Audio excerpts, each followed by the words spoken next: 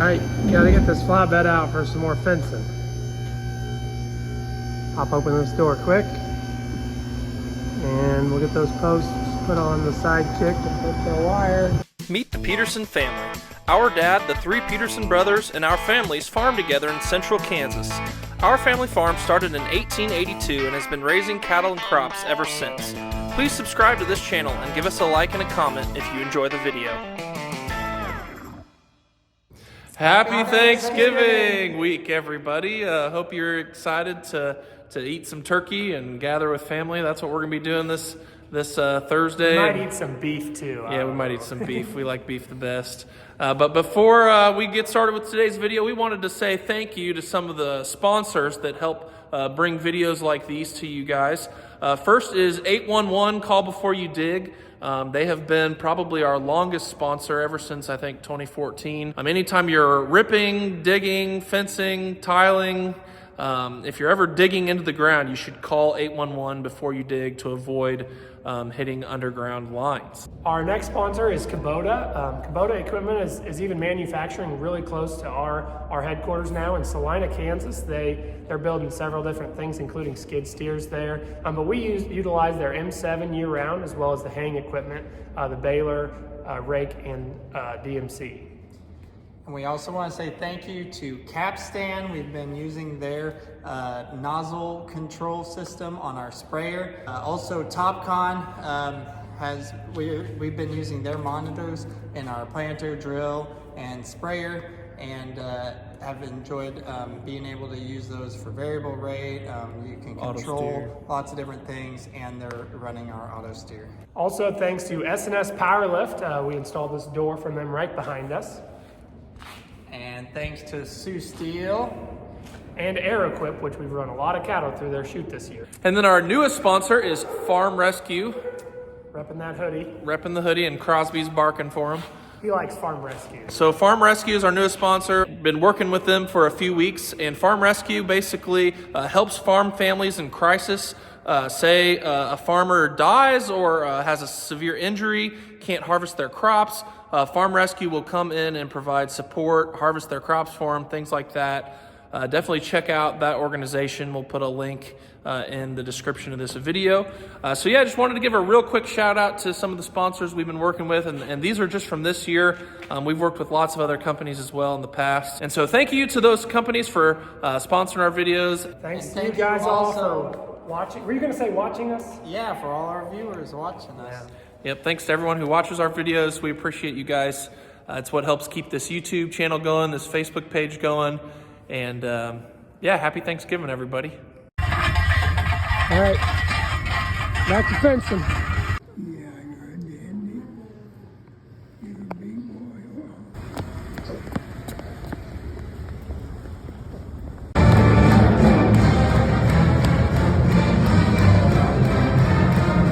We're on a turnip from the cover crop field that the other cows are on.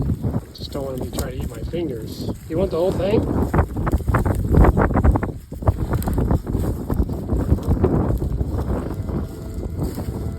I want the leaves, not interested in the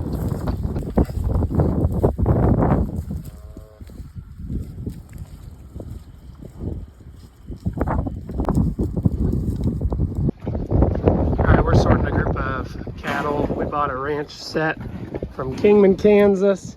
We're sorting the heifers and the steers today. They grew together for the first 40 days or so. Now we're going to separate them. Okay, there's the heifers. Well, there's two other heifers that they slipped in with the steers the first time. We got them off. And we have a few more heifers up there to add to these heifers. So we sorted two pens. Anyways, these are the steers. Charolais Brahman one's a little ugly looking. But anyway, these ones have some southern cattle, southern Brahman in them. But boy, do they have the frame. We don't buy 6-weight cattle very often.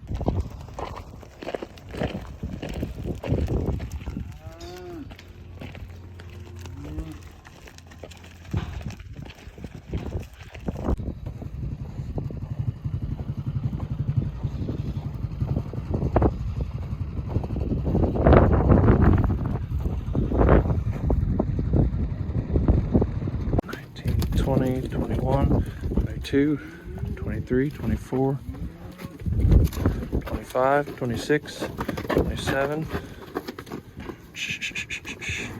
28, 29.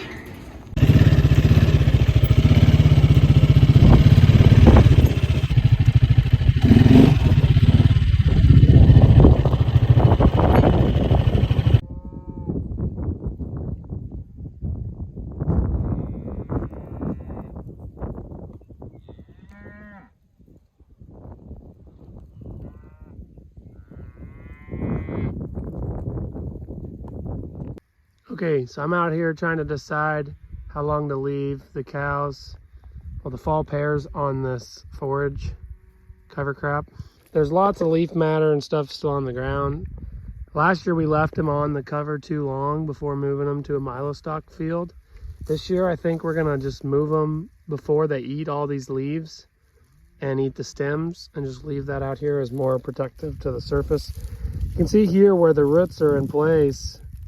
I mean, this is gonna, it did the job as a forage, and now because of all this root mass, it's gonna do the job as a cover.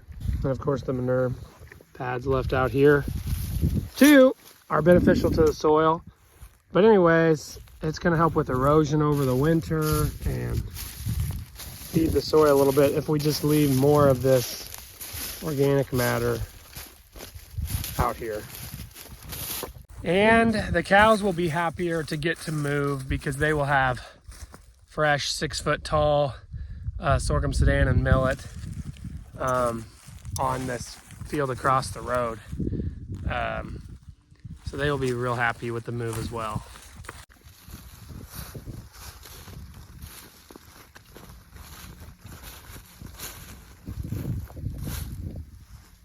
There's the happy calves. Well, we're spreading some manure. We actually hauled this out of a neighbor's cow lot this summer when there was still milo growing here, and we just stockpiled it.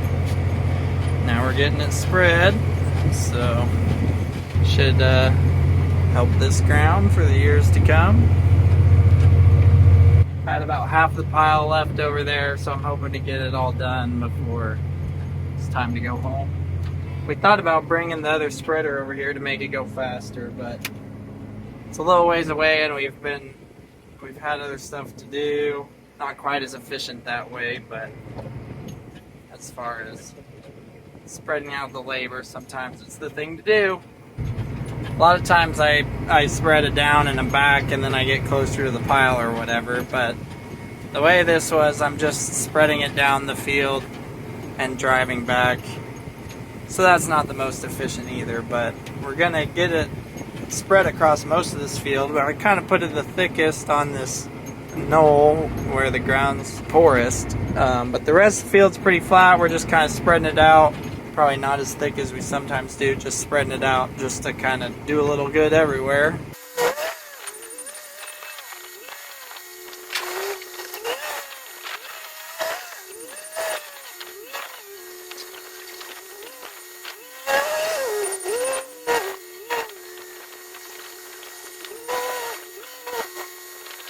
This tractor, we can set it to come forward faster than push backwards, so that's kind of nice.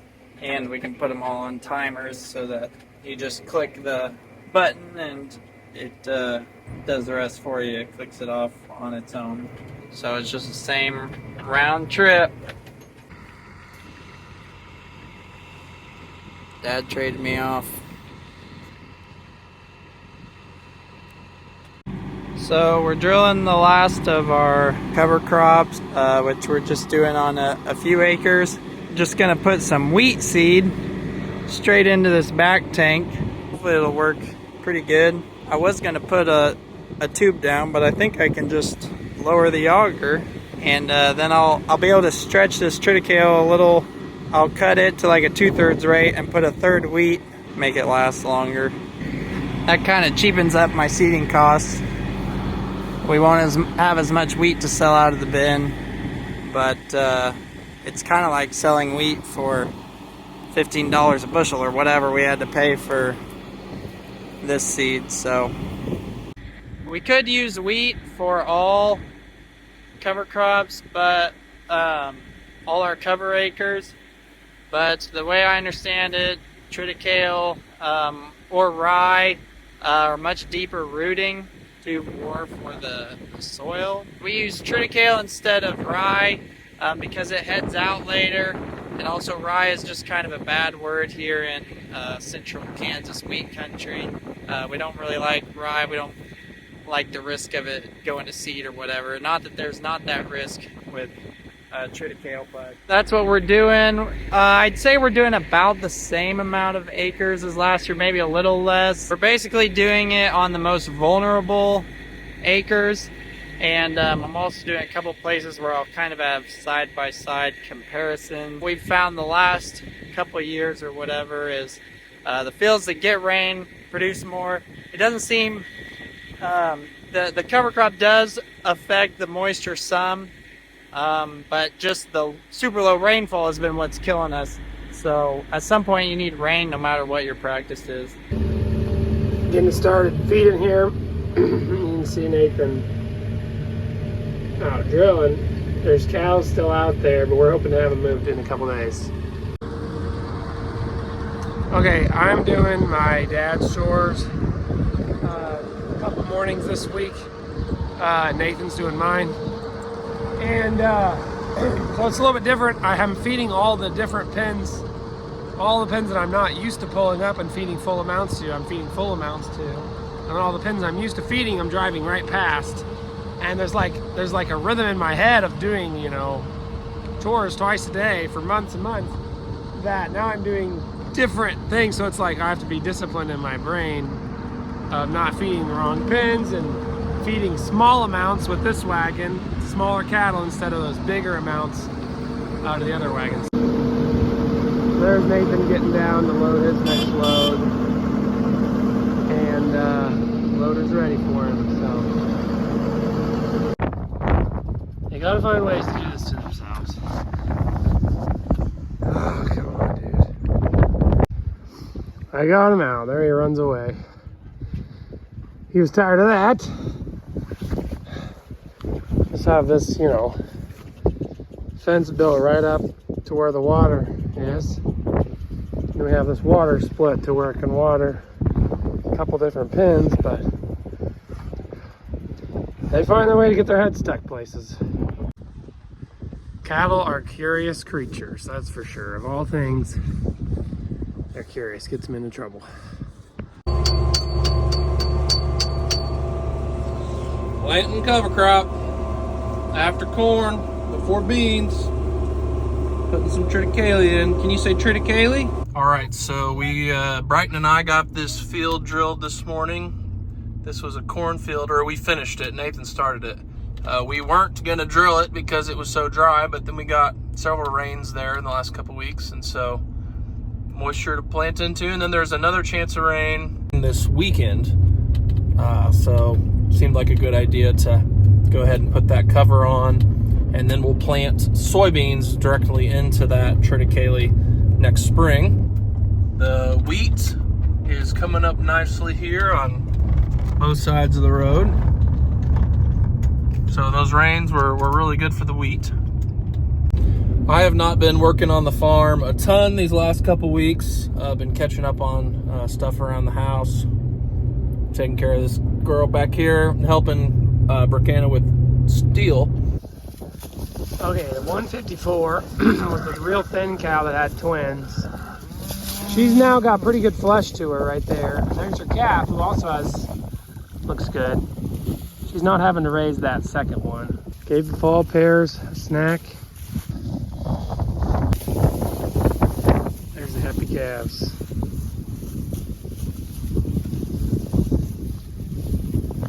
They look pretty good. There's a few, like 608. I wish that he was a little fuller. 2 summer calves and some mid-August calves, and then some that were born, like that one was the very last one, late October. I got the count on them that I was trying to get, so I know they're all here. That was kind of one of the main reasons for coming out today. All right, today we are moving these cows and calves across the road to the next field that has the cover crop forage blend on it. So the goal is to take the cows from one side of the road to the other and have nothing go wrong. Got Kobe with me here in the Kubota Sidekick. And here's the cows. They've been grazing on this field. You've seen us feeding them in the past couple videos, and we're just moving them right over here. And so we're gonna get everything ready and then try to move them over. Okay, this is a solar panel, fence charger. I just stole it from across the road, so it's been powering that 70 acres this whole time. Now I'm gonna make it power this, I don't know.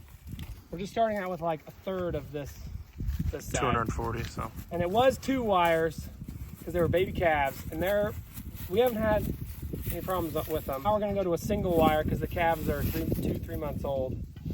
So I'm hoping they get shocked once and never touch it again.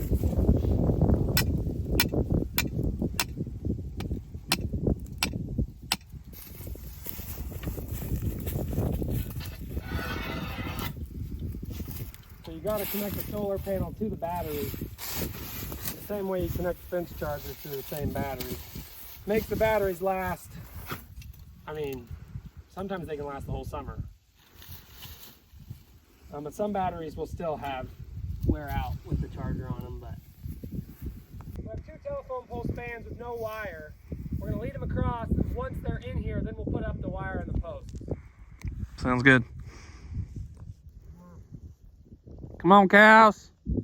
Okay, so obviously these ones are interested, but those ones over there, Nathan's kind of chasing them this way. Make sure they see the feeding rig. And I don't know if there's anything on the far south end or not, but I'm gonna kind of have to wait till Nathan flushes them out to see if there's anything on the south end. Craig's laying down the posts to where we can cross without the wire being up. We're moving these water tanks. One So of them was empty, but this one we're gonna have to drain. Kendall and I just flipped that one over by hand. It wasn't very full. There's lots of creepy crawlies underneath these things. All right, here we go. Nathan's over there looking for any stragglers there might be, and then I'm watching traffic, which shouldn't be any while we do this, but there was a truck right there going the other way.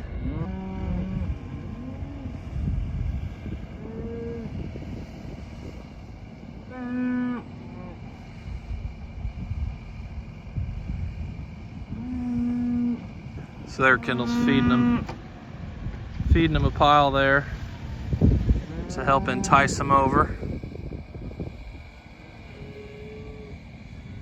We made sure they were plenty hungry before we tried doing this, so they didn't start running down the road or anything. We've already got about half of them. They're all nervous right there because they think there's a wire. They think there's a fence. There's been a fence there for a month. And there's not anymore, but you can still see that's kind of where they're stuck. So I might have to go over there and help push them over that fence line. These calves are just scared as anything to go across where the old fence was. I even tried to use the flatbed pickup as kind of a border for them. The calves, all the cows figured it out. There's like three cows that are trying to mama the babies. Thankfully, we haven't had any traffic since we got started. The moms want to show them. They're trying to show them. The calves are just, well, they're smart enough to not want to be shocked by the wire, but think about it, calves. Actually, don't think about it. Just go over with your mom. Let them realize it's not that bad. You might have to block that hole in between the truck and trailer. You show them, 532. Good job, calves. Good job, calves. That was a good idea, Nathan, to put the pickup there because otherwise they were just going to run alongside it over and over. Shh, come on, calves. Shh. Come on, calves. Shh. Half of you figured it out. Try from the other angle. This cow desperately, she keeps crossing back and forth. She wants them to figure it out. So bad in there. Here, just turn like the cow. Run like the wind, Bullseye. I'm a true hippie farmer now. The turnips taste better than the radishes. We're vegetable farmers. Well, we got them moved over. Definitely a little harder than we thought it would be. Look at that nice scenic view for you guys while you munch on some forage blends. So the fence runs from here kind of at a diagonal. We're gonna graze this whole field, but we're kind of sectioning it off, rotational grazing a little bit. All right, at the end of the day, we've got, my dad and I chased those last 6 across. Once they knew the option was not to stay over there. And we got them onto this new paddock. So, should be a happy day for them. I wish I had barbed wire fence over all the perimeter of all my fields. That's not the way it works. And the way it works out, I generally have 2 or 3 hot wires in different places at all times. Plus we have a little bit of hot wire around the feedlot, which will power a pin, and then that pin generally powers one of the surrounding fields. So sometimes up to 4 times with hot wire, and it's kind of some stress knowing that there's thousands, tens of thousands of animals out there that are just held in by a pulse of electricity and a very, very thin wire. But that's the way ranching works sometimes, is you gotta trust your infrastructure and use it to the best of your ability, because infrastructure costs the big bucks.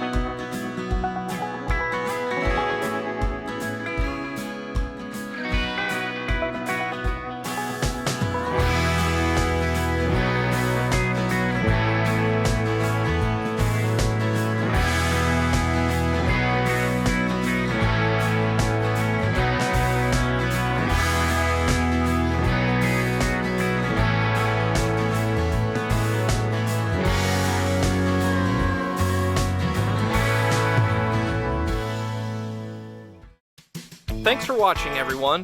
Check out our music videos linked in the description. You can also follow us on Facebook, Instagram, TikTok, Twitter, Snapchat, and explore our website, www.petersonfarmbrothers.com. See you guys next time.